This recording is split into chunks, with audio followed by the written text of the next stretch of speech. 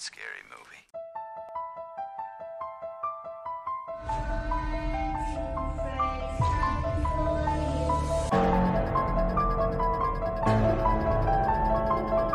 Well, sometimes that is better. I am the devil, and I am here to do the devil's work.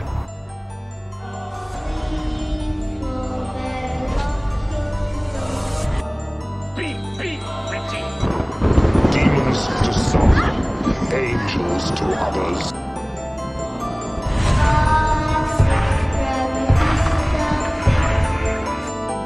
Do you want to play a game? Here's Johnny!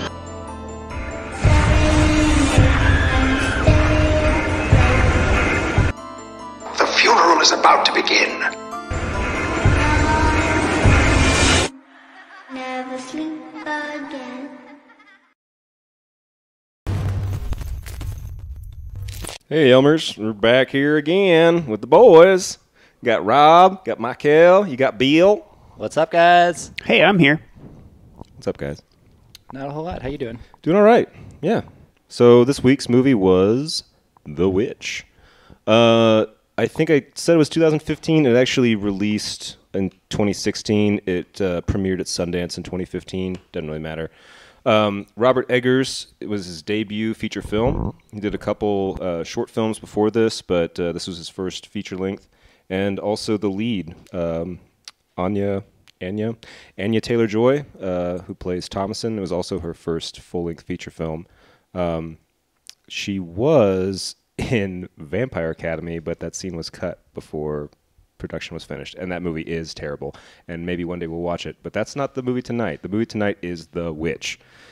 It is R-rated, 92 minutes long. Budget of $4 million. Opening weekend, it doubled that, and then I think gross worldwide was about $40 million, which is pretty crazy given that it's kind of an art house film a little bit, maybe more than a little bit. But I think both you guys have seen this film before we watched it for the pod. Correct. Yes, that is correct. Good. The two other major characters, the parents in the film, played by Ralph Ineson and Kate Dickie, both of whom were in Game of Thrones, had recurring characters, and Ralph was also in the UK version, or the original version of The Office, playing Finchy, who I think is kind of like a Todd Packer character, sort of. I've never seen the UK version, so I couldn't tell you. Me neither. And both of them also are in The Green Knight.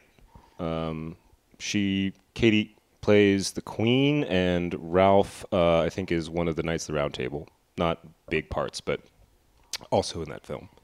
The Witch, it is a New England folktale. It takes place in 1630, and mostly it follows a family that is banished from their local community. The reasoning is not really given, but it's mostly pride and spiritually based as far as the Puritans are concerned, and they go out on the frontier to make their living and find a small glade, a clearing by a wood, set up shop, and try to survive. And most of the film is a lot of kind of family drama, some cabin feverishness, a lot of blame, and also there's a witch, and there's some supernatural aspects of it too that are kind of spaced out between. But it's a beautiful film. If you haven't watched it, I highly recommend it, and I'm sure the other boys here would also recommend it. I don't want to get too ahead of it, but Don't tell the people what I think. I have a lot to get into. okay. Well, I apologize. Sorry for speaking for you. Don't even speak Watch at me. this movie. Don't even speak at you. Look That's at- a little. look at it's a your little- notes. It's a little difficult. Look at your notes. Look at my notes. When you talk to me, you look at your notes. Don't look at me in the eyes. Yeah, I didn't really want to get too deep into because there's not a whole lot to get into, but all the clothing was made from period patterns and were hand stitched. A lot of the structures were also built on site in Canada where they shot this film, and they had to go out pretty far to find not only an area that looked like New England that had the hemlock and the birch trees of that size, but also to kind of get away from civilization to where it looked like, kind of an uncolonized, I guess, wilderness. But beyond that, We'll just kind of get into it, boys. Well, I'd seen this film. I think technically I've seen this film now 3 times, but this was like a second viewing for me because the first time I watched this was right after it came out, and it was highly recommended to me by a handful of people whose opinion I really trust, specifically on horror, and I was quite excited to see this for the first time, and I had very, very high expectations. And after viewing it the first time, I remember being quite disappointed and thinking that it really just was kind of a letdown in all aspects, kind of boring and slow. Not necessarily bad, certainly not poorly made, but didn't really captivate me. But I went to bed that night, actually, and couldn't stop thinking about this seemingly boring, slow movie that I didn't like. And I fucking laid in bed for hours thinking about this movie. I'm not even exaggerating. And then I woke up the next day and rewatched it. So that's, to me, the very beginning of when I realized that there was more to this movie and that I was really intrigued by it, and that I probably had a deeper appreciation than I at first realized. And man, I revisited this. Since that time, I've always kind of looked back on this film fondly, even though I had, I guess, what you would call like a little bit of a disappointing viewing experience. But I'd always had talked about the cinematography and some of the lore, and you have the set and costume design I thought was really good. There's some great dialogue in this film. But after watching it, I watched it last night, full disclosure, and man, this is a fucking great film. I really, every time I've seen it now, I've appreciated it tenfold upon, comparison to the prior viewing. So I'm pumped to talk about this one tonight. Yeah, this is definitely one that I've been watching it at least once a year since it came out. And I think every viewing I notice something that I did not before, and I just walk away liking it even more than I did the previous time, which I keep thinking is not even possible. Like, I really like this film. Yeah, I saw this in theaters, I guess, in 2016 when it came out. Yeah, I think you're the one that originally told me, like, you have to watch this, because I don't think I had heard of it until you told me about it. And it didn't have a lot of hype, really, about anything, because it was a small production film, kind of art housey and everything. But, yeah, I remember seeing it in theaters and being, I don't know about blown away, but being pleasantly surprised with how good it was. And definitely a movie that I would enjoy anyway. I'm a sucker for period piece of anything. Like you get the costume and you get the ridiculous, like, antiquated language. Like, give me that shit. Inject that shit into my veins. I love it. So I'm usually the opposite, which is why I feel like I probably saw a trailer for this and I was just like I'm just gonna pass, because I usually don't like period pieces, mostly because they can just tend to be really slow and like inaccurate. And I mean, while you could call this a slow burn, it's the whole time it's a slow burn. It's a great burn, and it's actually, I mean, from what I've researched, it's fairly accurate too. I mean, they were smart to pick a period of time that we do have a lot of information about, like the 1630s, like Plymouth Rock type shit. They and all the dialogue coming from like real writings and stuff is super cool, but definitely put those subtitles on, guys. No, yeah, the subtitles help quite a bit. But Eggers, the director, has kind of not a huge background, but has a background in Shakespeare, and went to substantial lengths for his first debut film to do the research to make sure that this was as accurate as he needed it to be. And yeah, this film is, I don't think it's historically accurate as much as maybe I want it to be, but it's more like a nightmare or a folktale, and that's what it is called. It's called a New England folktale, because their depiction of Puritans is kind of, it matches up with what we're taught in school, kind of like who the Puritans were and what they were about and how they were repressed and all this stuff, and some of that is true to an extent, but not quite as monolithic as they were. But like you were saying, a lot of the dialogue was taken from original accounts, both from children and adults, and so you do kind of get the verisimilitude of the time period. But much like the Puritans of the day, everyone is born a sinner, and the devil is around every corner, sometimes literally. And it breeds kind of an atmosphere of distrust and fear constantly. And that's juxtaposed to the harsh environment. I mean, even living in the community at the time would have been very difficult. And to go out on your own and to live on the frontier with I mean, William is the only grown adult. You know, Kate, she is grown, but she's she's the wife. She's taking care of the baby. She's taking care of the twins. Thomason is like 13 or 14 probably in the film, the character. Mm-hmm. Yeah. And Caleb is maybe 2 years younger than her. I mean, you see him carrying the flintlock musket, and it's taller than he huge, is. yeah. And of course, it was a long huge barrel. gun. It's a long barrel gun. But like that was one thing I did have an issue with that I didn't catch the first time I saw this film, was that they find the glade, the clearing, and then cut to black, and there's a house and a shed, and I get it. I don't want to watch people barn race for 25 minutes of a film. Like that'd be boring as shit.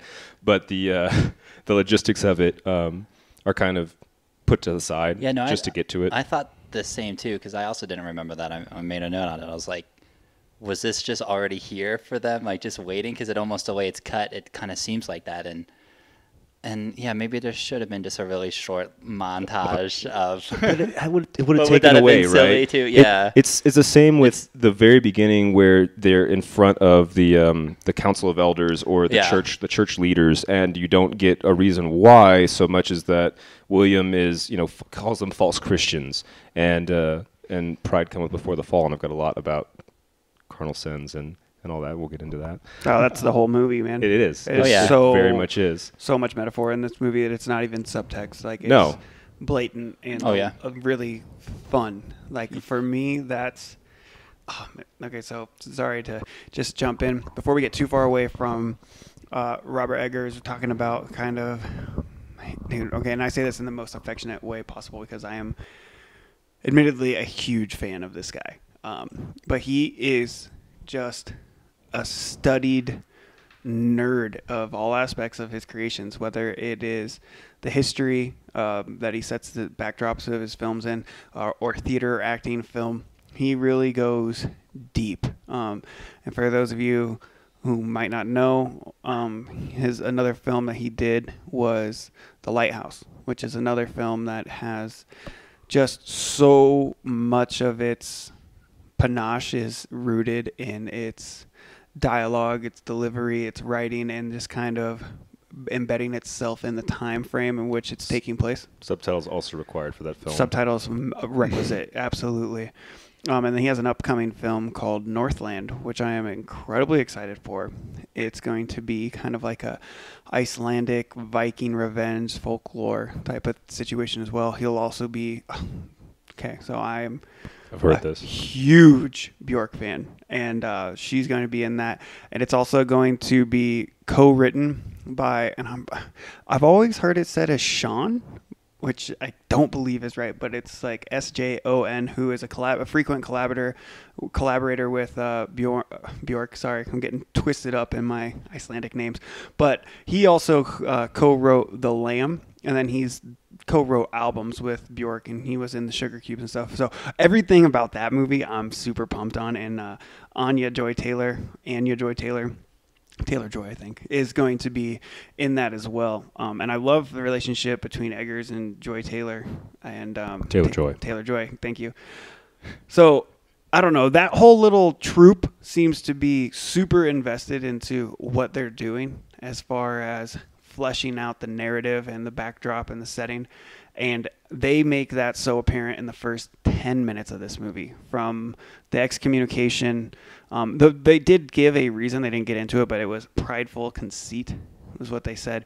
But yeah, the opening, you got a great score, great costumes. The cinematography is well established within the first few minutes. It makes the film really believable, in my opinion, like right away. And it also, you get that abduction of Sam and early on. And I just think that immediately this film is scary, and it preys on real fear, especially when framed with the Puritan backdrop, because you have the devil around any corner, cardinal sin, original sin, eternal hell. These are things that are still very, very, very effective today. And man, they nail it right away. This film has so much to offer in regards to that, I think. No, you're totally right. And the performances, especially Taylor-Joy, just fantastic. Really great. I like the cinematography of it. I think that some of the shots and the camera angles are fantastic. And at the time when I first saw this film, the sort of washed out kind of gray, I don't know if it's filters so much, but they use a lot of natural lighting in the film, and also a lot of candle lighting and firelight, which is a little anachronistic because candles were crazy expensive in like colonial America. And so even if they lived still in the community, they wouldn't be burning them just to have dinner and shit. But that's a small aside. But their performances are fantastic. And I listened to an interview with Eggers about this. Apparently, Taylor-Joy was the first performance that he saw, like on tape before when he was trying to choose Thomason, and went through several other actors before finally settling on her, because she just sort of embodies not only the character, but also has this, I don't know, there's like, he kept talking about kind of a mystery air about her, where there's a lot of close-ups on her face where you can see the thoughts behind her eyes moving, but you don't really know what it's about. And she seems so different than what the Puritan sort of expected woman should be. Sort of, I wouldn't say rebellious, but in a way she is, like her spirit is. She's not, sneak. I mean, she does sneak out after dark, but that's besides the point. She's not being a rebellious child, but just her personality and her worldview is at odds with the sort of goodly works, and listen to the father, listen to your husband, all that sort of shit. And she also will be starring in Last Night in Soho, which I think we're all interested in seeing as well. And Queen's Gambit, which was the Netflix series about the chess master. I honestly didn't even realize that was her until I started researching this film, just because I didn't catch that. And I think I've seen some stills of it, and it's obvious, especially having revisited that is her. But yeah, she's kind of like that new... She's like the hot up-and-comer in Hollywood. And I have to just say again, she's going to be collaborating with Eggers in Northland. But she will also be, I don't know if you guys knew this, but Eggers has been commissioned to write and direct and produce a new version of Nosferatu. I've heard about this for several years, and I'm waiting for it to actually happen. Yeah, it was supposed to be his film immediately following The Witch, but there were some production issues and COVID and whatever. But they're working on that now, and she's also going to be in that film, continuing their collaborations. Is she playing the vampire? No. Oh. But I like that she's continued to come back to the horror genre, because I feel like she's going to be taking over the lead role in Furiosa, which is a new Mad Max movie. So she's getting some like big, major recognition and big roles, and people love Queen's Gambit. Like, she could definitely leave this genre behind her, and I like that that's less and less common, but definitely 70s, 80s, even early 90s. I'd say up to like Scream, it was really popular to kind of get your feet wet in horror and then run away somewhere. And I like that she keeps coming back, and she's picking good scripts. Like, working with Robert Eggers is not ever a bad idea in my opinion. And working with Edgar Wright, who wrote Last Night in Soho, he did Baby Driver, Shaun of the Dead, yada yada yada. I mean, she's playing her roles smart, but she's also staying true to what got her here, and I love it. I think she's going to be great for a long time. She's got serious chops, and this movie shows it. Yeah, we look upon her career with great interest. And yeah, we could continue to gush about Eggers and Taylor-Joy pretty much all night. But I do kind of want to get into... Let's get into some plot. The film. The first 10 minutes are pretty intense.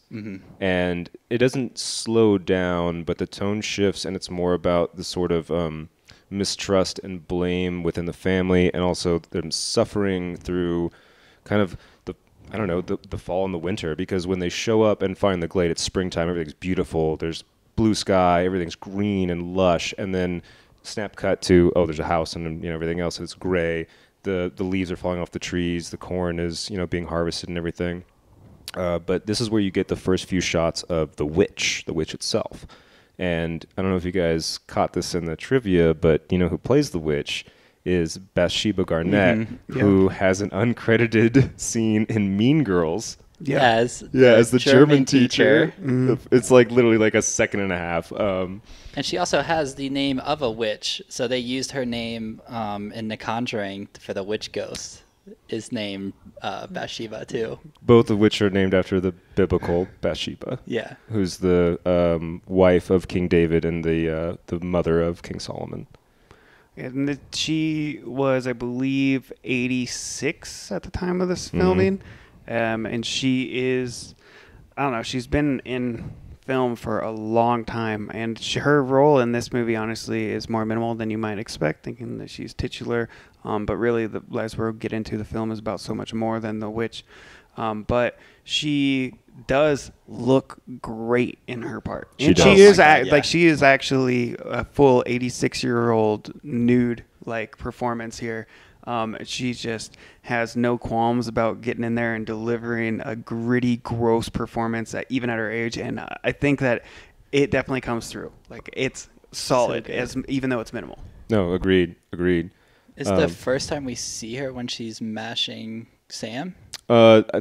Yes, because I think she wasn't actually the one in the red hood running through the forest. They probably just use a double or something for that. But when she is caressing Sam with the knife and then mashing him up into baby paste, and then so good. I mean, all of it is done in a fire-lit hovel with there's herbs and stuff hanging from the ceiling, and the score in this film is So good. It's I hate atmospheric is such a kind of bullshit word, but and it's loud. It's really fucking loud. Mm-hmm. Yeah, I mean, and that's how a lot of these A24 movies are, right? Is the scores are loud and they're heavy strings, but they're always so good.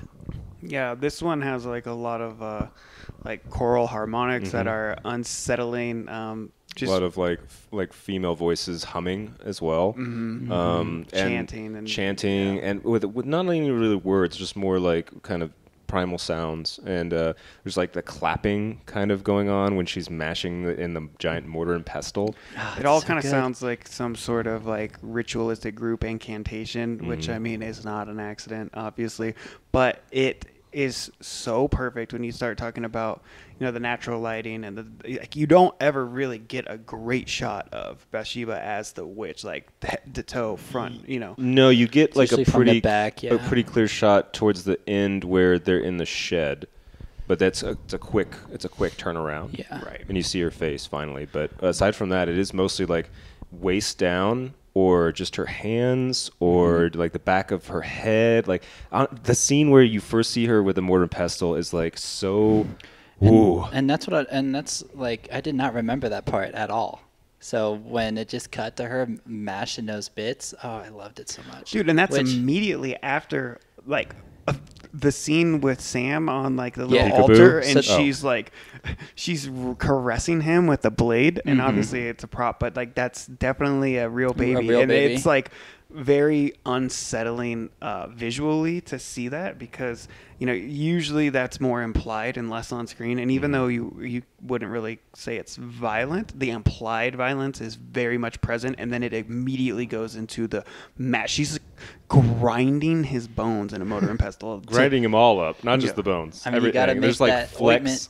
Yeah, you got to make the witch's ointment. Yeah, exactly. Which I didn't know was a real thing until I read into that too, which you guys probably already know. But I guess the thought was they made this ointment, and then that's what they would rub on themselves and their broomsticks to be able to fly. And you need some unbaptized baby fat in there, and she definitely got some. So yeah, if it is, I think we touched on it, but if it is unclear, Samuel was the infant son, and Thomason is watching him in the woods playing peekaboo Such with a him. good scene. The back and forth. Yeah, and then after a couple of peekaboos, he's gone, and there's just a little drifting through the woods and stuff. You don't see anything, but you don't. Thomason is at the edge of the wood, but probably 100 yards from the tree line. and has baby Sam, laid out in a blanket, playing peekaboo. It's going to Taylor Joy's face, and then her covering her face, and then going back to the baby laughing. So Thomason's the eldest. Caleb is the second child. There's a set of twins, Jonas and Mercy, and then Samuel is the infant babe. And then she opens her eyes. Baby's gone. Baby gone. Looks up, and there's just the slightest movement of brush. And maybe it's just the breeze. You know what I mean? Like right. we, it's not as strong the viewer, enough. know, but you have no idea really. And she's perplexed. She is nonplussed, just looking around. What? Yeah, because you hear absolutely nothing. So I mean, the fact that something real came out and took her off the table for her. Obviously, the rest of the family thinks, yeah, but. And like you said, she's, 50 to 100 yards from the tree line. I mean, she's in a clearing. She should be able to see anything. The idea that something, her eyes are covered for what? Not even 2 seconds. Boo. The guile and swiftness with what, that this creature struck was enviable. And poor Thomason, too, because she is pretty much just gets shit on by, the rest of the family since the beginning. And this is just another thing, that... they're gonna get on her about so what? You lose a baby. It's it's not a big deal. Dude, it's the 1630s. The fact that you have 5 kids that are all going to come on, get over William it. talks about that. I was about to say that's an argument point. that the dad has. He's like, come on. He's like, we have 5. Good one. We have 5, and we lost 1. So what? Get up it. But I think that's just an important thing too. Is that kind of relates to how she's not the most obedient child. She's kind of ostracized by her family since the beginning, and then we have the thing with the silver cup that we'll get to eventually. But did a wolf take that too? Yeah, right. Yeah, Kate is wrath embodied, as as we talk about the deadly sins and everything. Not only because of the loss of Sam and her distrust of Thomason, but also because Thomason is coming into her womanhood, and Kate is losing her. She's becoming older, and is kind of stuck in this position. So much of this is so much of what's happening in that whole dynamic is a commentary on Puritan faith, right? So in the very beginning, you kind of have there's so much allegory here, but so they're banished, they're excommunicated, and they have to leave their village walls, right? And it's kind of like they're being cast out of the Garden of Eden. You know what I mean? You kind of get that feeling, and so they go to. Oh man, there's more to that we'll come to once we get towards the end. Whatever, we'll get to it. But the whole idea that women have. What is it? The burden of Eden, or a burden of Eve, is a inherent sin that only women have. They're even educated in a different fashion than the men growing up in typical Puritan lifestyle, which shocker. But the whole idea of separating the woman from the mother to get closer to God, because women are inherently sinful, as are all people, and that's a big theme in the movie.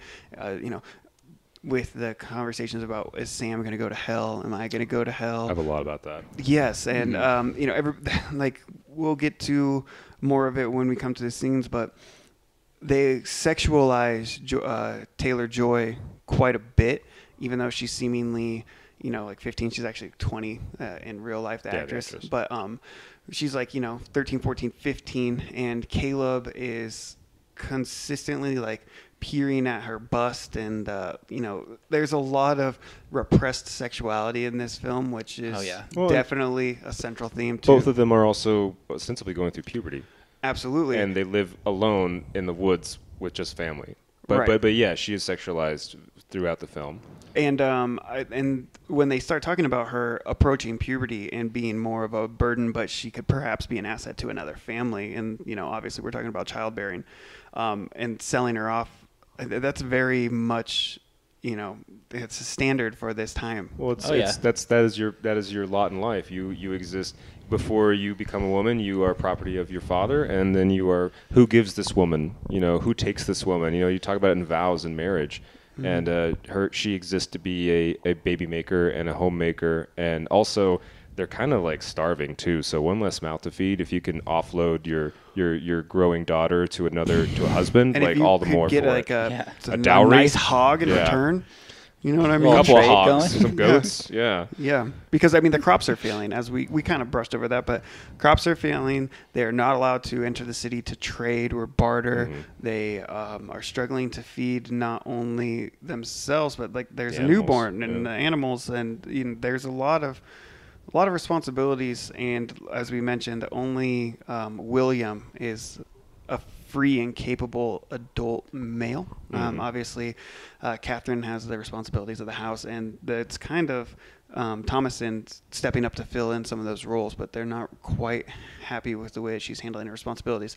Obviously, big strike, losing the infant, but it's a big one. there's some tension in the family brewing for sure. Yeah, not only that, when they, Sam is lost, and they mom is grieving, Kate is grieving over it for some time. She also got a Puritan prayer book, the actress Katie Dickey, and it's not just stuff that was written for dialogue. Like these are historical prayers that she's reciting, but she's staying in bed all day, and I love that. Like again, the devil's around every corner. Caleb gets up in the morning, steps over, the rest of his siblings, takes a gander at his sister's breasts, and then goes downstairs to meet his father out in the field. And he's talking to his dad, and is like, oh, no one else is up yet. It's like, well, the devil holds their eyelids shut. And so even the devil is responsible for you oversleeping in one way or another. And again, sloth. Like there's like everything that happens in this film is tied to one of the 7 deadly sins. There is no autonomy in the eyes of the Puritan faith. Like it is the good is God, and anything less than that is influenced by the devil. There is autonomy, but it's like you are allowing the devil to take hold, or you are being a godly person and trying to overcome your sinful nature. But they go out to hunt because the corn is rotten. In fact, it kind of has some ergot looking fungus on it, which is another throwback to like Salem and Salem witch trials and everything. Yep. Which happened, I think, in 1644, 1645. So yeah, it was a little later.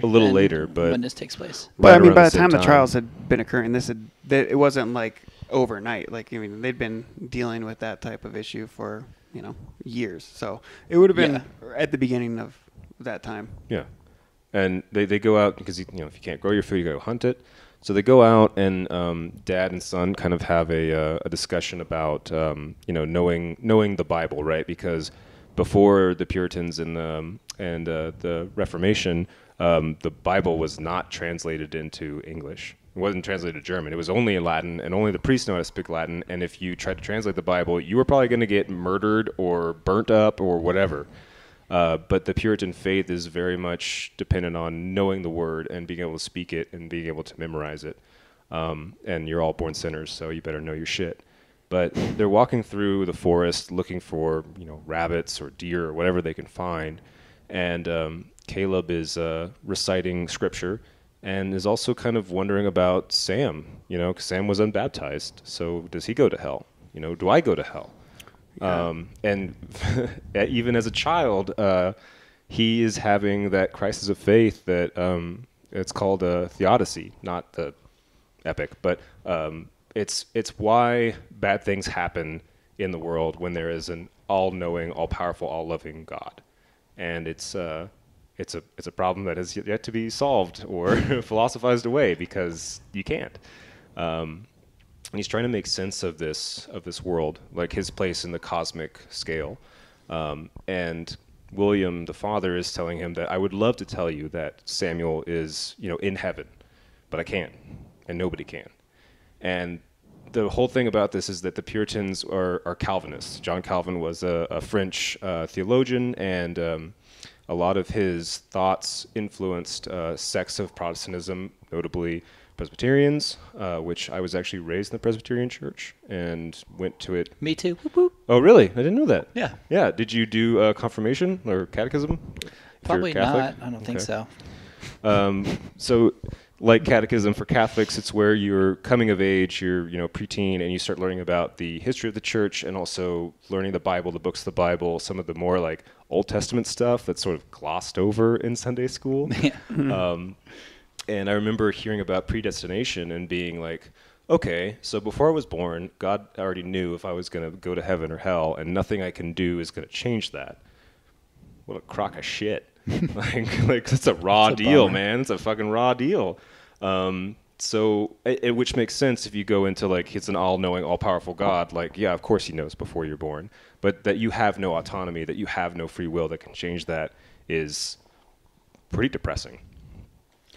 Yeah, and it's interesting because some of this tension that arises early, obviously they're excommunicated, banished, the infant is missing, their crops are failing, all the things that we've talked about. But also there's a big pushback from Catherine towards William because of his excommunication and their banishment. That meant that Sam was unable to be baptized. And so this is kind of his fault too. And she mentions this later on in the film, is our baby is in hell. This is a major issue for everybody in the film because it is 100% Puritan, and everything, like you said, is directly relating to sin and or parable of the Bible. And even on this morning walk, when they return and they're confronted by Catherine, where'd you go? And William is kind of trying to keep it under wraps because he doesn't want to instigate a sense of fragility or hysteria. Ultimately, Caleb speaks up and he says, we were looking for apples. I thought I saw some apples in the valley over there, and blah, blah, blah, blah, blah, which we'll get to a later scene, but the apples, original sin, the Garden of Eden, this is all very much not an accident. It could have easily been a pear or anything else, but it was an apple on purpose. Or a pomegranate, which is what historians think the original Garden of Eden would have been a pomegranate, but it doesn't matter. I don't know that pomegranates are running wild in the Northeast in New Hampshire, I understand, but I'm saying for also, I don't think apples weren't native to North America, so for sure. But when's Johnny Appleseed? I don't know. Much later. Is it? Yes. This is 1800s. Yeah, like 1700s, early 1800s. Okay. Yeah, I would assume, but yeah. So, I'm not up on my Appleseed lore. No, you're Johnny Appleseed lore. We can get into it. We'll get into it. They do have traps set in the woods that are all empty when they go in there, but they do come across a hare. That is just, it's got an aura to it, right? Unnatural. Yeah, it's kind of just sitting there staring at them, and they do get excited. William, goes for the shot, and the gun kind of misfires and kind of backfires in his eye, and he drops it. And, Yeah, I got that it's a flintlock, so I'm assuming shards of flint got into his eye. Yeah. But a big plot point that we've kind of skipped over is that Caleb asks where he got these traps because they're nice, well-made metal traps. Yeah. And he says that he traded his mother's silver cup, which is her only heirloom from England, to get these traps, and also to not tell mom about it because she's still so fragile after Samuel's death. And everything that happens from the excommunication onward is a product of William's pride. And pride is as a sin, as a mortal sin. That's why he was excommunicated. Exactly. Mm-hmm. We don't get a lot of it, but that was the only reason why they really touched on him being outcast. And boom, right away you get that pride, that sin, and then his false his worshiping of false idols and material possessions, and we kind of continue to go down that rabbit hole. I love the confrontation scene between Thomason and William. Oh, at the end. We'll get to that, but it's slowly building all the way up to and continuing through this point, stealing the cup and yada yada. It's good. It's really good. Pride is literally the worst sin because it leads to all other vices. It leads to greed. It leads to sloth. It leads to lust. And arguably, if you're going into Christian cosmology, the first sin before Garden of Eden, Lucifer's fall from grace, is because he was a prideful being who thought himself equal or better than the Creator, and is cast down into heaven. Hell. Yeah, cast down from heaven and hell. Yes, thank you. Yeah, and beyond that, like he's too proud to admit that he had taken the cup. Right? He says that he's doing it to protect his wife, but that's horseshit. And then this sin then involves Caleb as well. In a sort of slothful way, because sloth isn't just being lazy; it's also like the inability to act, the inability to do good in the face of evil, sort of shit. I mean, ultimately it envelops Thomason as well, because she becomes the scapegoat. Yeah, absolutely. It's a good scene at dinner too. It is a good scene. It is a really good scene, and Kate is immediately accusatory. What did you do with the silver cup, Thomason? Not have you seen it? What did you do with it? She's all ready to blame her. Yeah, there's definitely like a trust that's been broken there for obvious reasons. But Dead baby. watching William in that scene, I think is one of his better performances in the movie, because he says very little, but he conveys so much emotion with his eyes and with his body posture and everything. And knowing what you know as the viewer, like, oh man, it really, you want to like William in this movie, I feel like, at certain times, because you see him, and this is typical of, you know, Western Orthodox religions and Puritan Christianity, but like he is trying to be the provider, he is the protector, he is the all-knowing father figure of the household, and so there's parts of that you would want to think are admirable, but when you see the web of bullshit that he's woven and how he's allowing the ire to be misappropriated onto innocent babes, like he's kind of a shitbag. He's not very admirable. Yeah, you definitely don't like him in this scene, especially because Thomason is getting it pretty bad from Catherine, and eventually he does say, like, she said she didn't touch it, like, drop it, pretty much. But still had a very good chance to own up that it was him that sold it, and lets Thomason take a lot of that blame there. Then we kind of get to the twins singing about Black Phillip. Yeah, so this is the first time we see them in the film, I believe. I think they're at the dinner table and stuff, but they're not having any speaking roles or anything. Mm-hmm. And I think that, especially Mercy, I think that they have in the running for me for most annoying children in any horror film I've ever seen. Have you seen Fright Night? Yeah, I've seen Fright Night. Love that film. Great film. Fantastic film. Please watch it. No, but yeah, they definitely exist to be annoying, and they do a great job at that. They're like hand in hand, skipping around outside, like screaming this chant. Well, and it's kind of a weird, like, talking about how Black Phillip is the king of earth and sea and sky, and yeah, it's almost like I don't know why William or Catherine would not ask them, be like, how do you even know these chants? Like, where are you getting these from? Because they seem pretty intricate for, I mean, how old do you think? They're like, what, 6? Yeah, 6 or 7. It also seems quite blasphemous. Yes.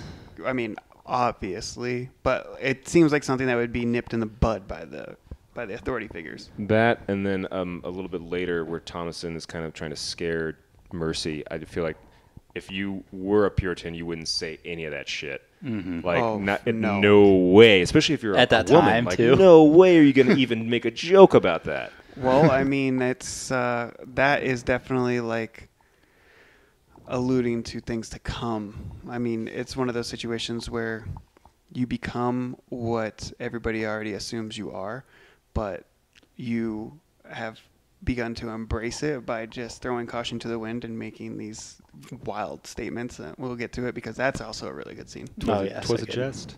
Twas just a jest. That's, oh man. But yeah, so the kids are screaming about Black Phillip, which is a black goat. That gorgeous goat. Beautiful goat. Gorgeous goat. Seriously. Not the best beautiful. Actor. Yeah, I don't know if you guys read into that. did. He's kind of an I didn't. asshole. Go ahead. So He's tough to work with. apparently he put Ralph Innocent in the hospital briefly. Oh really? I didn't even see that. Yeah. So again, I watched a couple of interviews with Eggers, and he mentioned that. He also mentioned that they had initially like 3 or 4 goats, like one that was good at bucking, one that was good at standing still, looking ominous and scary, one that was good at charging, and they ended up with just the one whose name is the animal actor's name is Charlie, and Charlie was very difficult to work with and seemed to not really be well behaved or really want to do what they wanted him to do when they needed him to do it. Perfect. I love it. But I think he's just a method actor. Well, he's the cover, right? Yeah.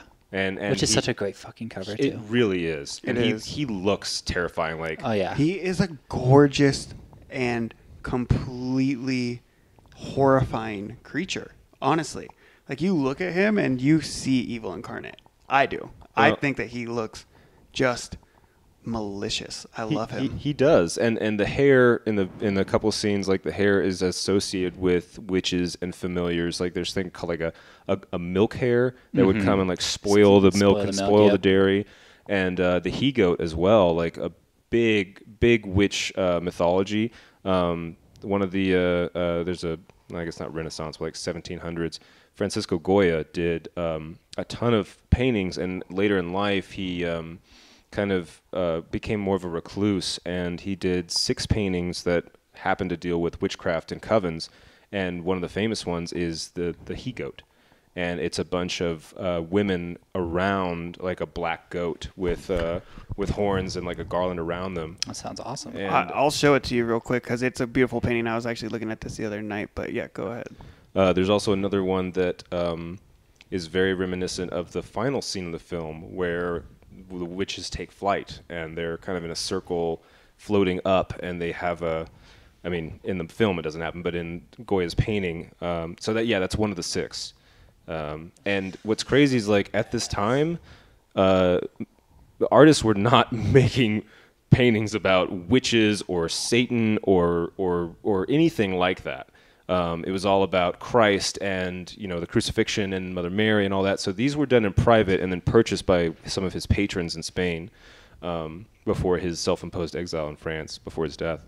But yeah, the Witch's Sabbath, and I think there's the Witch's Flight as well is in there. But they're clearly Eggers took influence from these paintings as well as many other sources. There's another one that I'll touch on when we get further into the plot with Caleb and the apple. Oh, that's so good. So yeah, this is when we get when he talks to his mom and kind of covers for his dad and said, the thing that we already talked about with the apple tree, which I thought it was kind of strange how just minutes earlier, I mean, obviously Caleb is terrified about not being perfect in God's eyes and like not making it to the kingdom of heaven, and then 30 seconds later he's just turned around and just lying to his mother for, I don't want to say no reason, but he didn't have to. Like it was he was only doing what his father did. Dad told him to not tell mom. So does he? He does. Okay. When they're walking through the forest, he's like, "Do not tell your mother about this." Oh, okay. But he didn't tell him to I lie. guess He just do said that. to not say anything. So Right. he was saving face. Right, but I mean, God, man, woman, right? So Yeah, like, and father. He's taking orders from a position of authority over his mother in a lot of ways, which, I mean, this is relevant to the film structure. Is like the women are definitely submissive in this movie, or are supposed to be, ideally. Yep, exactly. Then I think William like slips when he's trying to get Philip back into the enclosure and gets covered in mud. Which And- this is yet another thing blamed on Thomason, because Black Phillip gets out. And she was supposed to watch the twins. And she was supposed to be watching the twins. So just more instances of, nothing Blaming. nothing she does is good enough or correct. And I don't know, I might have just been looking too much into it, but you guys might not even remember this specific scene, but it showed right after this William chopping wood, and he has his shirt off and tied around, very and he Jesus. looks exactly like Jesus. Yep. Which Yeah. is something like that I didn't notice. There's a couple scenes my in this earlier movie. Him at the head of the table. Also, he's kind of with his arms raised. It's His arms wide. He is fuck, dude. Scott Stapp, if you're listening to this, what up? What up? Anyway, Creed, arms wide open. Oh, that was Star Trek, but No. Scott Bakula. yeah. He's also in Star Trek. I actually love that shot too, where it's panning around the corner of the cabin to like the giant pile of wood, and then to him splitting logs in the sort of cloth sarong towel that he's got wrapped around him. Thomason is sent to the brook to go scrub out all the dirt, and Caleb is also told to go bring water. And I think this is the second time where Caleb is like sneaking glances at his sister's chest. And then they have a fun little sibling tickle fight and talking about like snuggle. apples and stuff, and then Mercy shows up being a big old bitch, and she is such a fucking bitch. Dude, I hate her. And she's singing all this stuff, and then about Black Phillip, and then Thomason is like, "Why am I cleaning while you're being idle?" And she's like, "'Cause Mom hates you." I was like, "Oh shit, yeah, you're totally right. Mom does hate you." Yeah, even she picks up on that. And Mercy says something that I feel like I didn't catch at least the first time that I watched this, that I feel like is actually a pretty important quote. She says, "Black Phillip says I can do whatever I want." Yeah. And it's kind of dismissed, but it's kind of a huge... Well, it's the first instance of them saying that Black Phillip talks to them, right? Yes. Which could be interpreted as just children being children imaginative. playing. But as we get further in the film, clearly, no, Black Phillip is talking to them, is whispering to them. And that's when Thomason kind of freaks and decides to scare her. Yeah, she's over their shit. Performance here. Oh, yeah, this is such a great scene. And because this is the first time I believe that we get 3 of the 4 remaining children are able to speak without the parents nearby. So, because obviously most of the things they're saying they would not dare say in front of their parents. But yeah, this is a great scene where I feel like this is one of your favorite parts. You want to get into it? Oh my gosh. Yes. Go ahead. The wood. Oh yeah, just her. First of all, Mercy. I feel like of the 2 twins, Mercy is definitely written into the script a little bit better, but she delivers a solid performance for being 8 or whatever. Yeah, however and old if I she is. remember correctly, both of them are pretty much not in anything before or after this. So I think they both did a great job for the roles that they had to fulfill for their age. But she's looking so terrified, and like, am I the only one who felt like Mercy's eyes are so black? Her she has no color in her eyes. It's just like almost 100% pupil. I didn't pick up on that. It's I interesting. I feel like she's already been like possessed, even though she's not like possessed classically, but she is kind of like a vehicle for bringing Black Phillip or Satan into this realm. Yeah. Absolutely. But I don't know, her face in this scene and just her acting, she comes across as genuinely scared. And they do a really good job in this movie, this scene particularly, of immersing you in this Puritan backdrop. Because like you, and Caleb too, when he's asking about Sam and going to hell, like you feel like these children believe this religious ideology. And like you said, because of that, there's no way you would expect Thomason to be saying the things she's saying. It's like, I am the witch of the wood, and I took Sam and I killed him, and I'll take you too, and then if you tell Mother, I'll witch you away, and all this shit, dude. Like she goes full on for like probably a half a minute, maybe longer than that, like threatening her sister to where Mercy with a witness. And Caleb is freaking the fuck out. Caleb's like, "Stop! What are you doing?" Yeah, don't say that shit. And you get the idea that he knows that she's embellishing and like joking, but he is not okay with her even uttering this. And he was right. You should not have said that shit.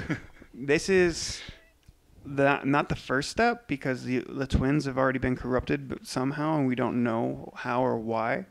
But this is a big leap forward to invoking carnal evil. Well, and beyond that, just the sort of distrust between everybody. It comes to a head at the end of the film, and it starts out kind of more as just Thomason being the odd one out. Obviously, Caleb and William are keeping secrets from the rest of the family, but this is sort of the first like seed of distrust where it's not just idle chat. Like people believe in witches, people believe in witchcraft, people believe that the devil is out there tempting and twisting things around. And yeah, the idea that she would go full force into it, even just to scare her sister, is the gravity of it, I feel, is strong. It really starts to hit after.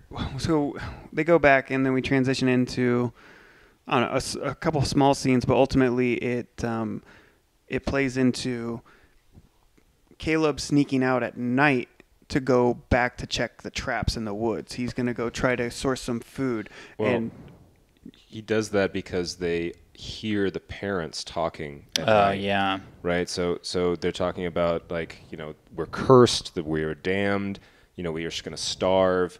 And our crops are failing. And then Catherine starts going in about how Thomason has she has reached womanhood, and that she needs to sell her go. off. Yeah. And that's when they're upstairs in the loft and hearing this, and so Caleb tries to basically save his sister. So, I liked how modern this scene felt, just in the way that, I mean, like this, we've probably all done this, right? The parents call out to you to see if you answer, and you pretend like you're asleep, and then you listen. And then to you them listen talk. up, yeah. That's all they did. They're like, "Oh, you guys sleeping? Okay, cool. Now we can talk about how we need to get rid of Thomason and how everything's damned. Everything's all fucked. Hell." But Thomason wakes up when Caleb is waking up to go out into the woods, and she meets him in the horse corral or whatever, and she insists that he take her with. Or I'll wake up mother and father right now. Right, there's some back and forth on that, but ultimately he acquiesces and they head out into the wood together. And man, this is another scene full of sin, right? Because it's the lust of Caleb that draws him towards the young witch, right? Yes.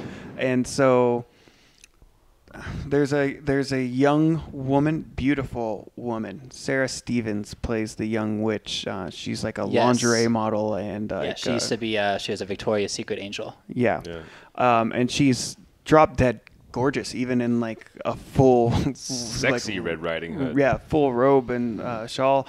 But she just comes out of the wood and kind of gathers the attention of Caleb, who is entranced instantly, because they get separated. They do. So they try to they catch a rabbit in the trap, and then I don't remember what happens. The horse gets spooked. Well, there was some sort of something was moving, pulling the dog away. Yeah, probably the hare or the witch. The dog is running away, and Fowler. Yeah, Fowler is running away, and so Caleb sets off after the dog and tells Thomason to wait and he will return, and she's like, no, don't do that, and she's on horseback, and then the horse gets spooked, bucks her, she like hits her head, horse runs away, and now Thomason is blacked out and Fowler is missing, and Caleb is alone trudging the wood, and he finds this gorgeous woman just coming out of a hut, and she's encouraging him to come forward, which he does. And he looks scared, right? He looks, he's drawn. You can tell by his facial expression, like he does not want to go towards her, but he is. But he like, does. He is He's terrifying, definitely but he can't help untrusting. Yeah. Which we do need to give a shout out to Harvey Scrimshaw, because he's great in this too. We're given. I think he's the weakest in this movie. But we're grading A papers here. We are. Yeah. He hits really strong a few times, but then there's a couple scenes that I think are not great. Yeah. The scenes with him and his father walking through the wood are really strong, and he does portray like an innocence and an inquisitiveness that is present in children that is very believable. And then the scene following this, when he returns home, I think is also, he does a really good job. But there were low points in his performance, I would say, for me. I mean, he gets to kiss a Victoria's Secret model, like full mouth, which I did not remember when I rewatched this film. I was like, oh, whoa, okay. Yeah, good for him. But he does go up to the Victoria's Secret model, who is the witch, as we already know, but definitely that suspicion is confirmed when they are locking lips and his eyes are closed, and then a hand comes out and grabs the side of his head. It's Bathsheba Garnett's hand. Not a sexy hand. No, it's 100-year-old hand, and definitely cuts to black. Thomason wakes up in the woods alone. We have flashed back and forth between the parents at the homestead, crying. Yeah, they've already lost Sam, the infant, and now their two eldest are missing, and the horse, and the dog, gun. and the gun. Yeah. Well, Caleb finds the dog before the witch. I believe he trips and falls and looks, and there is Fowler like disemboweled. That's on the right. ground He is. He's like a few he's feet in brutalized. front of him. Yeah. I forgot about that, but that does happen. So this family is obviously at a hardship, and they've even talked about like going and getting a search party or something. To go to the village, they'll understand. He's like, we don't have like, I can't. time. He's like, yeah, he can't without the horse. It's a day and a half ride, and I don't have a horse. Yeah. So he sets out into the wood, and around that time, Thomason is waking up, and she can hear William looking for her. So she heads back to the sound of the voice, ultimately ending up near the homestead. And she, is asked, where is your brother? Why did you go out there? And she's like, I can't tell. It's a secret. I promised. Yeah, I promised, blah, blah, blah, blah, blah. So I think it goes to that evening, and Caleb hasn't returned. It's pouring ass rain. Yeah. They've kind of let this, chalk up another one. We'll check in the morning type of deal. And that night, Caleb returns. He's leaning up on the fence post, seemingly, Well, Kate smacks William, and they're having a big fight. Yeah. And then Thomason, because she's old enough to kind of understand what's going on, she tries to give them space by saying, "Oh, have the goats been taken care of? Do you want me to go do that, Mom?" And like, "No, it's raining." And she's like, "No, I want to do it." So she goes out to the shed, and there is Caleb fucking stark naked in the rain, holding onto the fence. Days can barely hold himself up. It definitely doesn't. You don't get the impression that he got there under his own accord. Like you kind of feel as though he's returned. There. Right. Like, I'm done with him. You can have him back now. Well, and then they have the bloodletting scene, which I did enjoy. I love a good bloodletting. It is so fucking just preposterous. I didn't. Okay, I get that they have few possessions, but they have a white porcelain bowl. Clearly that was just for the contrast, right? For the scene, for the blood, like going into it. Yeah. It would probably be a wooden bowl or Wait, something. so is that a thing? Because I didn't understand why they cut his head. Yeah. So why did they do that? Bloodletting was an older practice, before modern medicine and germ theory had been widely known and accepted, and then the idea was that you had 4 different humors that needed to be in balance, and so illness was caused by an imbalance of these humors, usually by bad air, like miasmas and stuff. So the way that you would go about it was by letting out the bad blood to get the sickness out of you, and that's why leeches were popular too. Makes sense. But yeah, very, very on point for the time. Sorry, go ahead. I was going to say, they then discuss later about we need to go get a doctor, and the doctor can tell us if this is a natural ill or something worse. Because Kate is already this is fucking witchcraft. We're cursed, we're damned, shit is going wrong, God has forsaken us, and William is trying to kind of keep the family together. And this is kind of compounded again by the fact that Kate is completely distrusting of her husband now, viewing his actions, because he is the only one with responsibility and the actual ability to make decisions, and she feels that his sins are now the reason for the family enduring the punishments of God. This is also when he does finally confess about selling the cup as well. Yeah.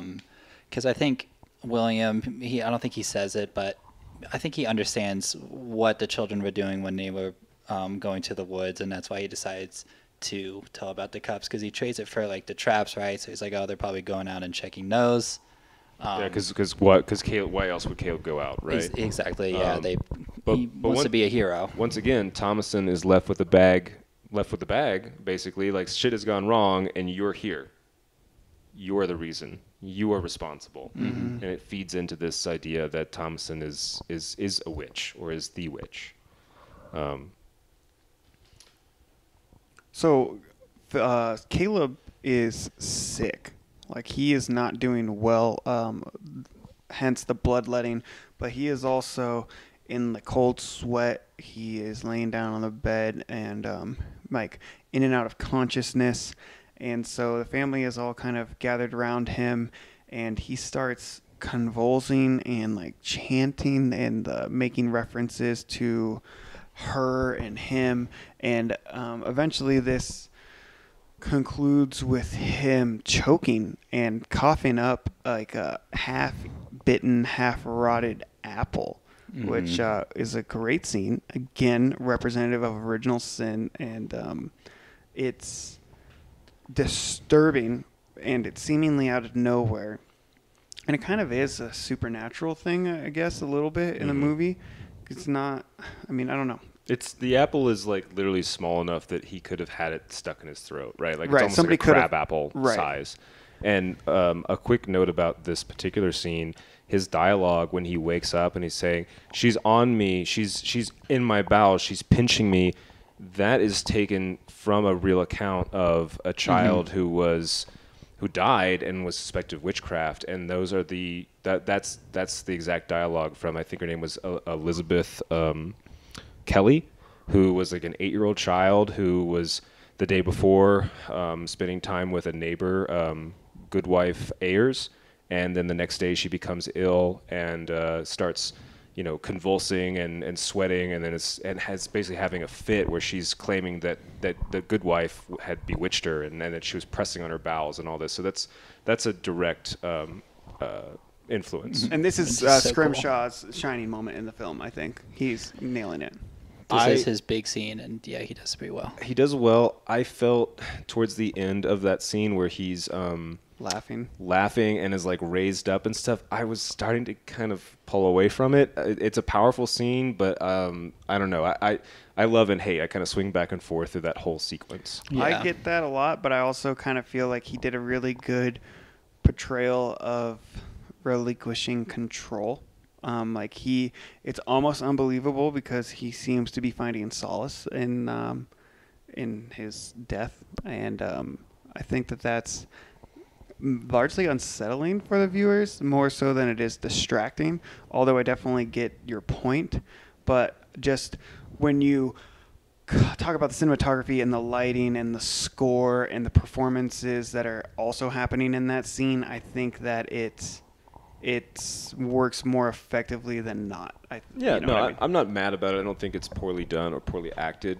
I just feel like, again, like you say, like some of his scenes are better than others, and I wouldn't quite go so far to say his performance is hot cold.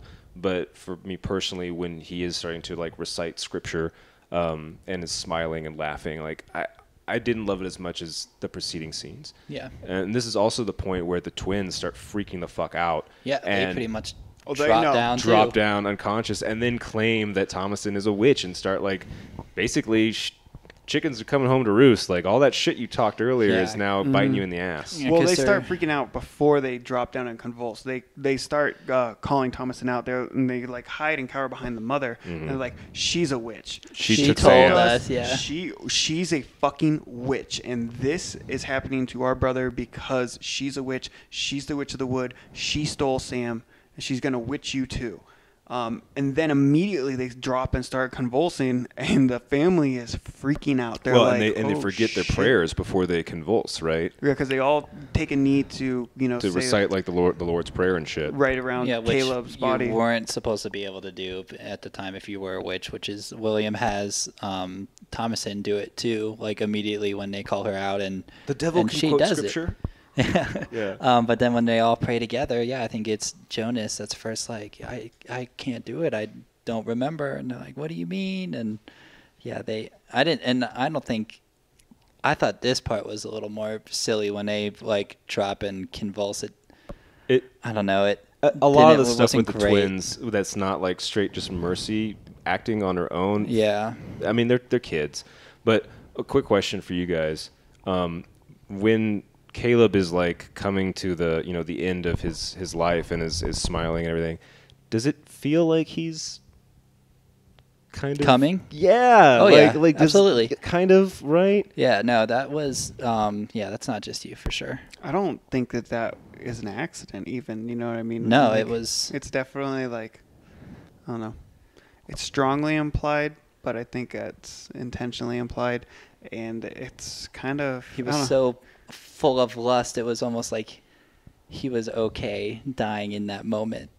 Right. No, yeah, he'd finally He got laid. overwhelmed by sin and like finally well, and releases he it. ejaculated an apple out of his mouth too. Yeah, it was a big load. Yeah. Yep. Yep. At this point, William goes like nuts.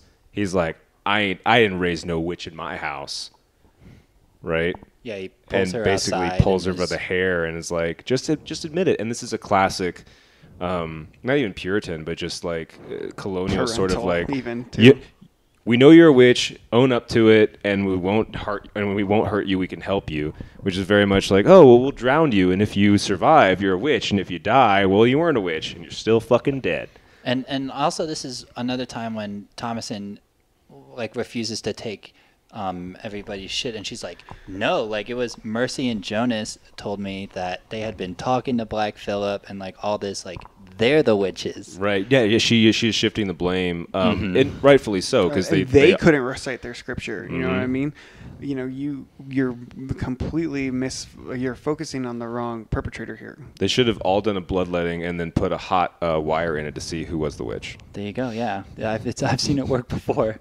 But yeah, so much finger pointing going on, which is, I mean, you know, just a height of witch hysteria. I mean, that's, you know, how it happened. Everyone just accusing each other and killing each other. And what do you do if you have a bunch of kids that they all might be witches? Kill Put them in a all. little cage. You Build a cage. kill them all. Yeah. No. Yeah. You put them in the shed and you nail it shut. You nail it shut with all the goats. With Black Phillip. I didn't understand, like, obviously they believe in witchcraft and everything. So if Thomason, I know they don't believe her and like really respect her, blah blah blah, is like straight up saying Black Phillip has been talking to them, even if that's like, why have Black Phillip locked up in there with them? Because it's again. Well, I guess like, if that's a witch too, we you know, know get them all in one area. Parents they'll know be fine. they're not witches. Everybody else is suspect. So, and they only have the one shed. Like, where else are you gonna put them? That's true. Well, let's not gloss over Thomas, and we kind of touched on it, but when William is saying you've been untrue, and Thomason is like, I have not. In fact, you've been untrue. All you can do is chop wood. Yeah. Oh my gosh, she is snapping off. She's like, Which he "You can. lied about the cup. You lied about the silver cup. Is that being truthful? Yeah. You lied about the taking woods. Caleb out into the woods. Is that being truthful?" And she is becoming rebellious and defiant in the face of the second highest authority in her life, only to God. She is questioning her father blatantly. Not just accusing her father of being a sinner, of being the cause of all of this, and throwing her under the bus. Yeah. And oh my God, I just get the sense that it's taking everything in his power not to kill his daughter. He's right about to go full Abraham and fucking slash her He throat says open. that. He does. He says that. Even he name drops his boy Abe. His boy Abe. Shout out to Abraham. Shout out to Abraham if you're listening. Father of all the three major religions. If so, we move from that, and then they do get nailed into the shed. And this, if the movie hasn't picked up for you yet, it goes into high gear. Yeah, really buckle And up. by the way, we have not really seen the witch since like The first 10 minutes. Yeah, we get the Kayla or the Sam abduction, which you don't see her, and then the mashing of the infant, and then the like Broom. the broom, and the sexy witch. and then the sexy witch, with the grizzled hand, and that's it. Everything else about the witch has been implied or is secondhand narrative, either from the twins or from Thomason herself, and then there is some like overlying questions from the parents, but we haven't seen the witch really at all up to this point in the movie. And spoiler alert, we're really not going to get much of her from this point out. But Black Phillip is revealed quickly to be the true antagonist of this film. And it starts with them being locked in the shed. Now, we'll get there. But this is one of the things I wanted to touch on. Black Phillip is the antagonist of this film, not unlike the parable of the Garden of Eden with the snake. Like, he is Satan, and the devil Literally. is he is literally Not the devil incarnate. Not an actor, but like an avatar. Yeah. Right. And I feel like this is just furthering that Garden of Eden narrative and just the Puritan mindset and the whole, everything goes back to sin. But when they're locked in the shed, it is the two twins, I think a couple other goats, Black Phillip specifically, and Thomason. And what happens first? The twins and Thomason start to get into a tiff, and she kind of like dismisses them and begins to milk one of the goats. No, the milking happens much earlier. Where we skipped over it. We didn't really talk about that. Where the blood is coming out of the udder. Oh yeah, that's one of the reasons why the twins accuse know her. that Thomas. Okay, but when they're locked in together, it's kind of like, you know, that sort of scene where whatever someone's the spaceship's about to blow up, and they're all like having a heart to heart, and it's like, are you a witch? It's like, no. Are you guys witches? No. It's like, oh shit. Well, you guys fucked yourselves. and then they hear, you know, something on the roof, essentially. And I think we also... It's not Santa Claus. It's not reindeer. It's not Rudolph. And it's not Black Phillip. It's probably the witch. And it is. It is Bathsheba Garnett, because she then appears in the corner, like slurping on a goat udder, and then turns around. You get the full face of the actress. And then it kind of cuts to black. There's a lot of like cut to black. And I think in this exact same time, we're going back and forth between a hysterical Kate, who is now seeing her two deceased children, Caleb and Sam. In a dream, kind of. Yeah, right? she's like hallucinating or in a dream or just a state of hysteria in general. And she sees her two children, and she begins to embrace them. And we're flashing back and forth between two scenes, but she begins to breastfeed the infant Caleb, or infant Sam. Yeah, because Caleb is holding the infant Sam. And his voice is not Caleb's voice. No. It's more mature. It's more like, it's breathy and whispery. Is that how you say that word? Mature. Yeah. Do you say mature naturally? Yes. Interesting. Good. Elmer's, write that down. It's a good note. Yep. And then we see that it's not actually Samuel who she's breastfeeding. That is the correct way to say that word. I don't say it that way, but that is the correct way to say that word. Thank you for saying I'm right. I appreciate that. You are always right. More often than not. It's debatable. Wait, hold on. No. You said I'm always right. Debatable. So I just said something. I'm right. So shut up. Okay. Back to the movie. She's like, oh, you know, let me wake your father. She's like, no, let him sleep. And she takes the infant Sam and starts to breastfeed him. Mm-hmm. And then you kind of flash to what is essentially reality of what's going on. And there is a large raven in the place of Sam, and it is picking at her breast. Violently. She is a bloody mess. It is a great scene, but you're flashing back and forth between that and the utter feasting in the shed from the witch. Yeah.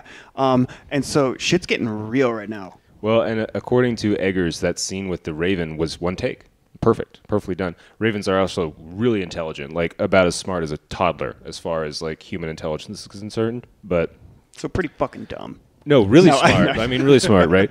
Remember faces. Teach their young about stuff. But resentful and compassionate. And things exactly. Like that. I mean, he noted that it was easier to work with that raven than Black Phillip, and easier to work with the hair than the hair as well. Yeah. Than Black Phillip. But this was also a scene that when I saw this film in theaters, a younger high school couple let out audible laughs with the raven picking at the breast, which I can, if you're not into the film and you've been bored the whole time, I can get how it can come off comically, but it was not fully invested. It is shocking. Not funny for me. Like, it is terrifying.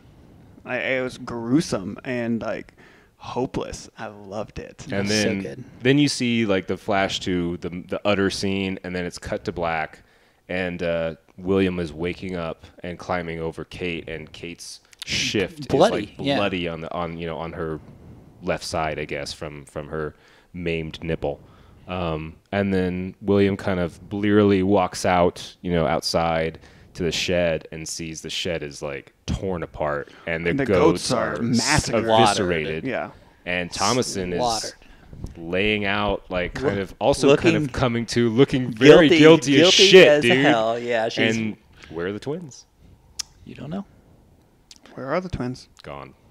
They're gone. We don't know. We can kind of infer by the end of the film, but this is the last time you see them on screen. Am I right? Mm-hmm. Yeah, I think so. Yeah, with them in the shed is like the last time you see them. Mm-hmm. You get the very strong sense that the witch has now claimed 2 more victims. And he's sort of dumbstruck as Thomason is coming to and like raising your head up, and he's standing there, and then he just gets bonked to the side by Black Phillip, like fucked up. Well, he starts confessing in like a wild, frantic prayer that he admits that he's guilty of pride or whatever, and then it happens so quick, but it almost seems like something comes from above, but you can't really tell, and then that's just when, boom, he's just immediately gets gored by Black Phillip. Straight into the wood pile on the side of the house. Giant wood pile for Which winter. And would he's it have buried been under- there if he was doing other shit, like Besides Catherine chopping said? wood, you know. He could have made some snares or something. Right. But yeah, he is gored and then is buried under the wood. And at this point, Kate Catherine comes out and gets up, and Thomason's looking even more guilty than before. and Kate is like full on losing it. Like everyone's dead, witchcraft abounds. Thomason's the only one left. Clearly, Thomason is the witch, and she says as much. This is my favorite Confrontation. scene. Yeah. This. There's Such many a that good stand fight. out, but like touching back earlier on that, getting closer to God, escaping the original burden of Eve, separating the woman or like the young woman from her mother. This, oh man, there's so much metaphor implied here, but like, so Catherine ultimately gets on top of, like, pins Thomas into the ground and starts accusing her and berating her, and the confrontation is coming to a head. Catherine's going to kill her. Like, She's choking her. She's got her hand on her Strangling throat, her. and Yeah, she's going for the kill she's for sure. fucking losing it. And as she's been teetering on sanity the entire film, but this is a breaking point. And Thomason, what does she strike her with? Is it a blade? It's a or It's like a It's hand like- scythe, basically. Yeah. Like something you'd use to like cut With the corn. real curved blade. Yeah, it's not a Row, thresher, yeah. but it's like a thresher. Yeah. So she kills her mother from she's being mounted by her mother, and she strikes up and like slashes her like throat, chest, Not everything. her face. It's not an easy task, which I love. Like killing a loved one is already great, right? And Should it be is- hard emotionally, but exactly. this was physically you can challenging. tell, like I believe she even like closes her eyes and kind of blindly strikes. You know, she just wants her mom to stop, and she opens her eyes, and her mom has that huge gash down her face. And fuck God, I love this so much. And like the blood is Like dripping dripping onto onto her her. face and getting in her mouth. And her mom looks so wild at this point. And Well, and both of them are wearing like almost white and cream colors, so the blood is like popping. stands out so well. And then she goes right back to it, right back to trying to kill her, which this is when Thomason realizes that, you know, the mom's not going down easy. And she closes her eyes again and then just whacks away a couple more times and kills the shit out of her. Such So, a great fight This and to kill. me has so much like iconography here, because she does ultimately separate from her mother in a incredibly violent fashion, and she is, as you mentioned, bathing in the blood of her mother. She is essentially being baptized. She is being separated from her mother to be closer to God, but instead of being closer to God, she is now closer to the devil. She is being baptized and reborn. She has all of her family is dead now. Sam gone, presumed dead at this point, almost certainly. Presumed dead. Caleb, We saw his guts getting mashed. well, from the perspective of Thomason. yeah. Caleb, dead. Twins, missing. Her father, killed by Black Phillip. Her mother, now murdered at her own hands. She is without family. She is without faith. She is a new person. She is about to be completely reborn and embrace another great scene that we're about to get to. But this was so badass, and I think that I missed it. Everything that was going on as far as backdrop leading up to the first viewing, and this time, like, this resonated with me so hard. Like, I love the scene. And also just the camera, like there's shots after her mother is dead on top of her where it's just and the aspect ratio, which I didn't get into at the beginning, is 1:66, which is something that's odd. like almost never used. It's never used, but even if you were to completely erase all the supernatural, like overt supernatural stuff from this film, at this point in the film, she's on the frontier. She's a 13, 14-year-old girl. There's no animals. There's no Crops. She had no crops. She has no gun. Winter is coming. She has no skills. She has She's no not skills. educated. She doesn't know how to get back to the community. And even if she did, she would be, excommunicated or put in the stocks. So her quiet resignation, kind of her coming to terms with like what's going on, and then going into the home and like laying her head down is so defeated. And that is when things really start to take off. Well, Yeah, things have taken off, but like where the culmination, like kind of, tying things up. And Great ending. I'm going to butcher this quote, but it's, what is it? The world is a stage and we are merely actors. Everyone has their entrances and their exits, but one man plays many parts, and his role speaks of an age, because Lucifer is related. That's Thomas Edison.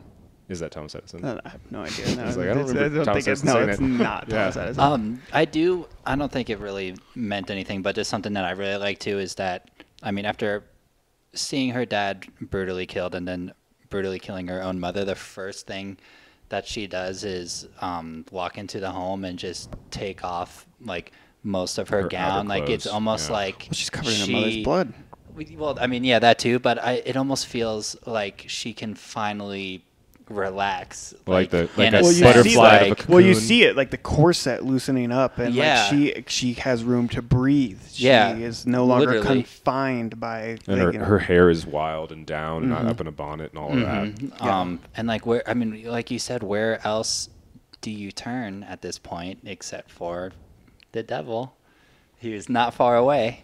And in fact, he's been lying in wait. He's been there the whole time. He's waiting. And he doesn't. I mean, he does tempt her, but she comes to him. Yes. right? That's how it she works. goes back to the shed that she was locked in the night before. I conjure thee, Black Phillip. Dost thou speak mine English tongue? Such a good. And then kind of turns away. And Yeah, then she you almost hear- gives up. Clunk, clunk. You hear those hoofs hit the fucking wood floor. You see them turn into feet too, very briefly Yeah. in the. You don't dark. see much, which is awesome. I love it. And when I first watched this film, it was in like a very dark room, super high resolution, 4K. Colors are popping. I mean, they're muted because the entire tone of the movie is very somber. Like we've touched about the natural light. Like one of the things that I both love and kind of hate about this movie is that I wish you could see more, but like struggling to see what you can creates that uncertainty, and just the overall tone and filter of the movie is so dark. It's kind of reflective of the mood. But when that hand first comes out of nowhere, honestly, it just looks like blackness embracing her on her shoulder. And oh my God, I love that. Because even though I didn't love the film the first time I watched it, when I saw that, I was like, fuck yes. I think I stopped and like looked to see how much of the movie was left, and was like kind of disappointed that there was only like 5 or 6 minutes left at this point. But I was like, oh, he's here. Shout out to Satan. Satan, if you're listening to this, Big fans. big fans. There were 3 thumbs up. Is it fair to say 3 thumbs up? For Satan? Yes. Yeah, definitely 3 legs up. Heyo. Third leg up for Satan. But yeah, the way that the way that this scene is shot is really cool because it's like the POV is just above Black Phillip, to where you get Thomasin with her hair down, and there's her mother's blood is all over her, and I mean I can't even begin to tell you how great the voice is. It is really good. What dost thou want? Yeah, and she's like, well, what do you got? Pretty much. And all he has is taste butter of and butter. a dress, like a pretty dress. And again, like, not only that, like, Hey, like butter was a sin. Okay? a child, good shit. like luxuries, right? On in the colonial America, like a pretty dress, the taste of butter. Like, wouldst thou like to live deliciously? It's so good.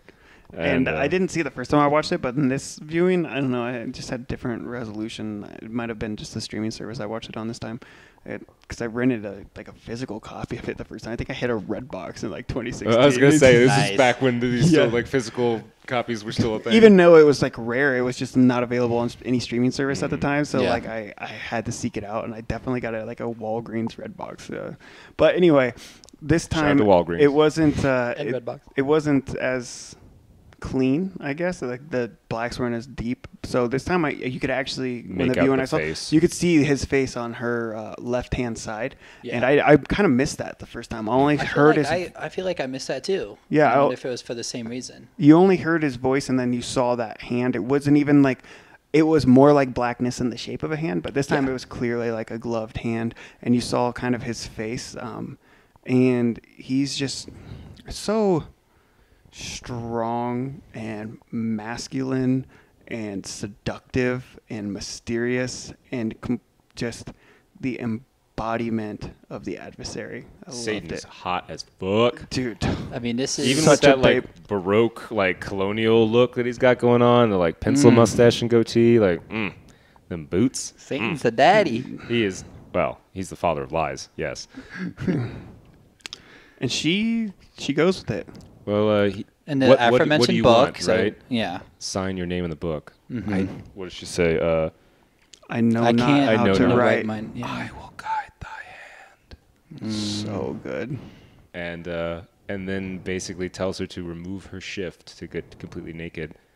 And you see a gorgeous scene, not just because it's a naked Taylor-Joy, which I'm sure you boys both liked. Oh no, yeah, the shot of her walking into the woods.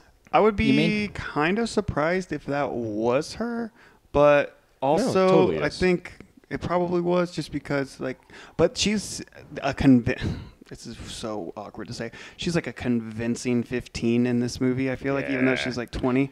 Yeah. So it's like not- startling a little bit. It's like not very sexy. It's kind of unsettling, which makes Yes. it all the more better. Yes. So as much as sure, 2 thumbs up for Anya Joy, I mean, she's Taylor-Joy be- I mean, getting she's naked. beautiful. It was not this. It was not the. She's still like covered they- in blood too. And they shoot. Well, I well, mean, that's that makes never. it Yeah, that's sexier usually. who are you Does that do talking it for to? you? Oh my God. Absolutely. Who are you talking to? You know Jesus us better than Christ. that. But yeah, it and was it's- not sexy. It No, was and- disturbing, and it really and then here comes in that ominous score again, dude. Right, the chanting and the choral yeah, which makes it sound hokey, but it really It's does. not. It's awesome. It puts you on edge. And I'm not going to say that the hair on the back of my neck stood up, but it's in the realm of that. Well, you know what's about my to come, heart was 'cause- definitely beaten, and I know exactly what happens too. And she It always gets it basically going. And she still- walks into the forest, and there's a black mass. There's like a witch's Sabbath going on. Oh Yeah. my god! And And the Black way- and Black So Phillip good. is following her. Satan has transmogrified back into a he goat. Yes, and she's has that 50 to 100 yard jaunt into the woods, and Barefoot. she's not moving quickly, and the whole audience knows exactly what's going to happen, and this chants become more and more loud, and then you see not only the witch but the entire coven, and they're dancing and chanting, It's and like they're a rite of spring. They're like thrashing their hair, and I mean, it's very like animalistic what they're doing. well, yeah, and they're about to the witches take flight, Yep, right? exactly. Flight of the witches. Yep. And they all have their brooms, and they are getting ready to, I don't know, ascend into the night sky. And she is viewing this for the first time, and she's not scared. She's not even really perplexed. She's finally found a home of acceptance. That's almost exactly what I wrote. Yeah, she finally feels accepted from other people. Yeah, and she watches all these witches start to levitate and ascend into the air, and she's clearly joyous, and then herself, she begins to float into the air. You'll And, float too. Oh, we all float in 1630s float colonial in. America. But, and this is the first time since the early on in the movie, maybe when she's playing like peekaboo or like talking to Caleb next to the brook, this is the first time you see joy on her face. Yeah. There's such a sense of relief on her face, and boom, roll credits. Yeah, she smiles. Yeah. It's so good. It really is. It's a beautiful film. It and I don't mean this in a bad way. It feels way longer than 92 minutes, right? It feels like it's almost 2 hours. Not in a bad way, though. Not in a bad way. And part of that might have been because I was pausing it to take notes and stuff like that. But it's such a slow burn done in such a tight amount of time. And when I saw this film, I loved it when I saw it. And two, I was like, I got to see this guy's next film. Like, I don't care what it is. Like, I have to see what Robert Eggers does The Lighthouse. next. So I still haven't watched it, and I need to get on that. You should. Do. I'm not even, that's a whole nother conversation, but Yeah. I've spent all of my time up until last night thinking that I preferred The Lighthouse, and I'm not saying that I prefer The Witch now. What I'm saying is after watching this, I need to go watch The Lighthouse again. This definitely makes me want to watch it now, too. Yeah. And I'm so looking forward to seeing what he does with Nosferatu. I'm excited for, as I've mentioned earlier, Northland. God, he has my attention, and I think this is kind of a quick little tangent. Like, we have a lot of resurgence in horror right now, and there's a lot more critical acclaim in horror right now. And money. Yeah, and money. And, we're going to look back at this period of horror fondly, I think, and there's going to be names that stand out, like James Wan. He's hugely successful for his other endeavors, but he's also created like 3 universes that are wildly canonical for today's horror. Canonical. Mm-hmm. That's the word. And he's going to be one of the top billed names in the genre. And then you got Mike Flanagan.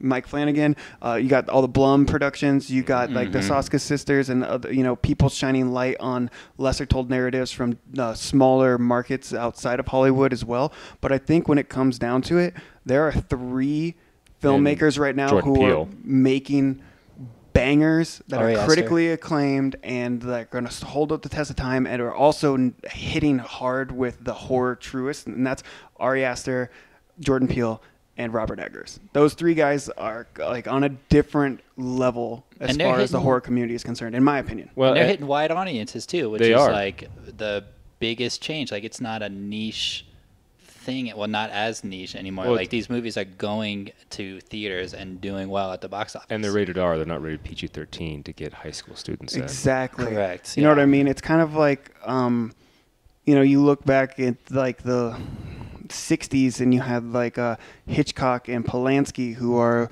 actually quite celebrated filmmakers who had large periods of their career experimenting directly with horror. And those films are kind of still looked at quite fondly, even by like our parents who might not like horror films. They were like, oh, but Rosemary's Baby was so good, or we love Psycho. Or Kubrick or Lynch. Yeah, exactly. And I think that these 3 guys are doing that for this generation now. And It is both weird and amazing that we're kind of not only like living through it, but we've consumed enough of the genre to really appreciate it on like a nerdy level. Like, I'm not saying that clearly we're doing a podcast, so we know what we're talking about, and we have great insight that no one else has. But 10,000 Elmers would back us up on that. 10 million Elmers. Did I say 1,000? Yes. Yeah, but I think 10 million. You would not That was a believe slip of the tongue. the amount of emails we're getting about this podcast. I actually had to turn off my notifications during this podcast. I'm just distracted by Oh my God, what's going on with constantly. it. Is that your Twitter? Do you not have your... Yeah, you got TikTok. Got, By the way, please follow us on Instagram, Twitter, YouTube, anywhere. Spotify. And we would love to interact with you guys as well. If anyone's listening, drop a comment, ask, if you like The Witch or what you didn't like about it or what movie you If think you is think we're similar, completely better. fucking wrong, let us Tell know. us. in Let the us comments. know. Yeah. Shout out. We would We all wanna love hear to from argue with you anybody. and tell you why we're right. I love criticism. I get it from these 2 all the time. Well, With that, I think. We're running pretty long here. You wanted to do final reviews or final ratings real quick? Let's go for it. Cool. I'll start. Not a whole lot I can add that we haven't touched on. I am glad that you brought up anachronisms early because I feel like I didn't know there was a word for that, but I feel like that's one of the reasons why I stayed away from period pieces, because there's shit like that and it's annoying. And did you find the list of the ones in here? There's a few, and they're extremely minimal, which is great. It's like one of them is the shape of the head on the nail. Yeah, so they would have been square. They wouldn't have round heads. Yeah, the candles is another one. Yeah.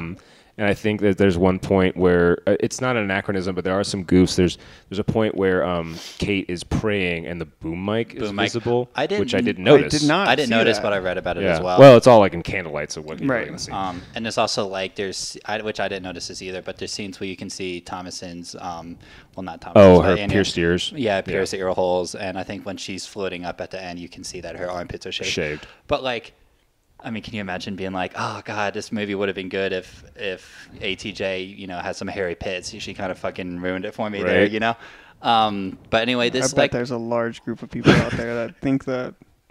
Like I said, this movie, I seem to like it more and more every time I watch it. I was glad that you picked it. I was probably going to watch it sometime this year anyway. But yeah, this is a hard 91 from me. Wow.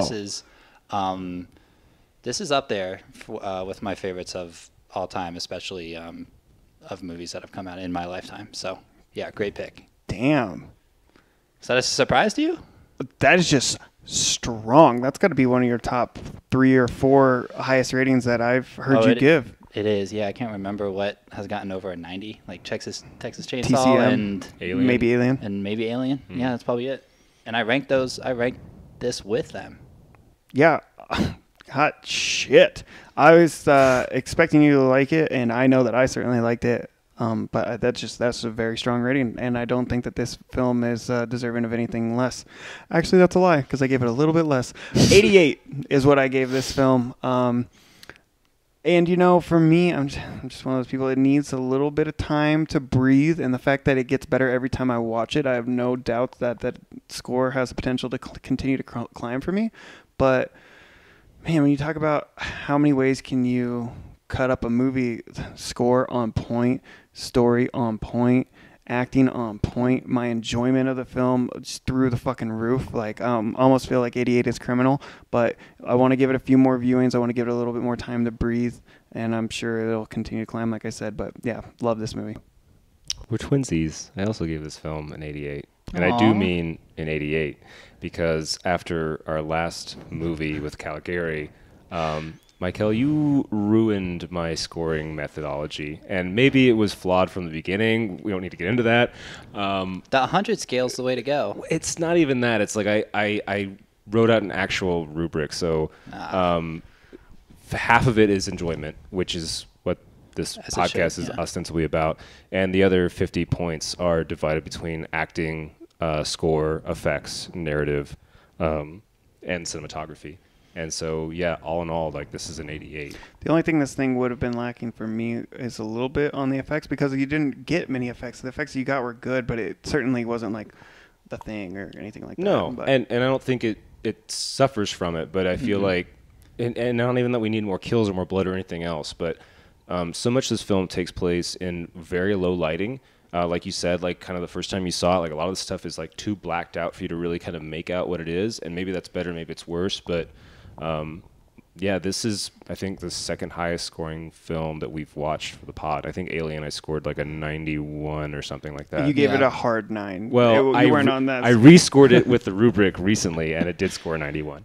And you and I had a private conversation earlier this week, considering your rubric, and I think, honestly, up to this point, mine has just been kind of a whimsical, like, oh, where do I like it? Like, where does it fall in? And I think that's always kind of been the goal of this podcast. But, I mean, so much of this has started out as a joke, and here we are, 14 episodes in. It's like, we're starting to take ourselves picking up steam a little bit more seriously. If we want to develop a rubric together and all use it, that could be fun, because I've actually been thinking that same thing, like carve it up into like 6 different categories and then average it together. I just kind of assumed that I would do that and I would see the outcome and be like, no, I feel like that's too high or too low. Yeah, for me, it's been much more emotional than scientific, which is how I like to evaluate art. But also, I feel like not only do the Elmers want us to talk about this on air for another 5 minutes, but definitely. I think that maybe it would be kind of fun for us to have the same metrics and to argue our points against each other. Because one thing this podcast could use is more confrontation And structure. What are we watching next week? I'm glad. I thought you'd never ask. So a couple weeks before this, we were kind of doing some older classics, and then Rob picked a witch, and I was like, hey, let's do some modern classics. So you already know. So I think I know. You would think you know. So this is another one that I would consider a modern classic. We've all seen it, but I know you two are due for a rewatch, and it's one that I think will be great for the pod. This week we are going to watch Midsummer. Oh, I thought it would be the other film other by one? Ari Aster. So did I So- originally, but he So we are confided in me. doing Midsummer. If you don't know, 2019, this is Ari Aster's second feature-length film.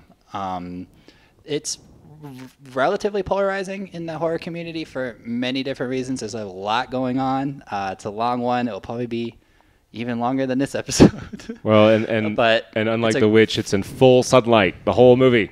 Yeah, I've thought about. I mean, I'm not gonna get into this. Fuck it, I'm not gonna get into it at all. Okay. We're watching All right. Midsummer. Thank you. Thank you. Thank you.